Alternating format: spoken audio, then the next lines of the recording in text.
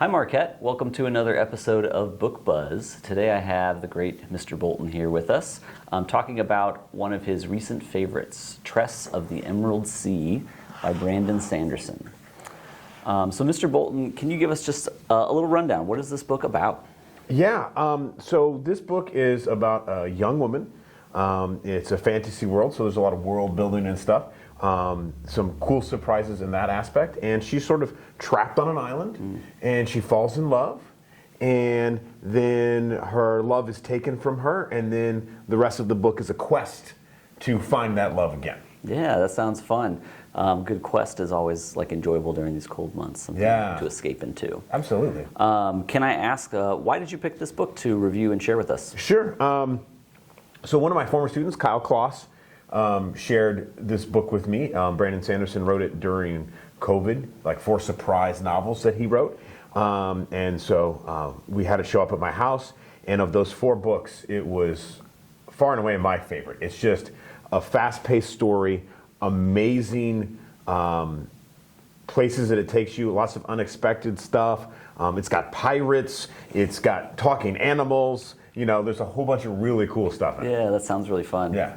Can I ask, who do you think would be the ideal readers for this? Who would you recommend this to specifically? Sure. I think that the people that are going to want to read this are people that enjoy getting into a new world. When I was a kid, I didn't really know why, but I always read sci-fi and fantasy. Mm-hmm. And what I found out as an adult is I enjoyed the world building. They took me to a place that was different than where I lived, but recognizable. Mm-hmm. And then my imagination would go play in that world, right? And so I think somebody who likes that, and then somebody who likes maybe a little bit of a turn on some usual storytelling. Usually when I was a kid, it was the girl that needed to be saved, right?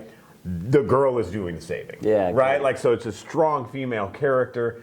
So if you like that, and what's nice is it's a standalone. So if you're not a series kind of person, you can just read it and be done. Yeah, no big commitment. You're not committing to 10 books. It's just one great book, and you can move on to something else. Yeah, great. One last question, just you as a reader, how do you usually find new books to enjoy? Talking to people is how I find new books. People will share what they've read, and if they're passionate about it and interested, I'm like, let's give it a whirl.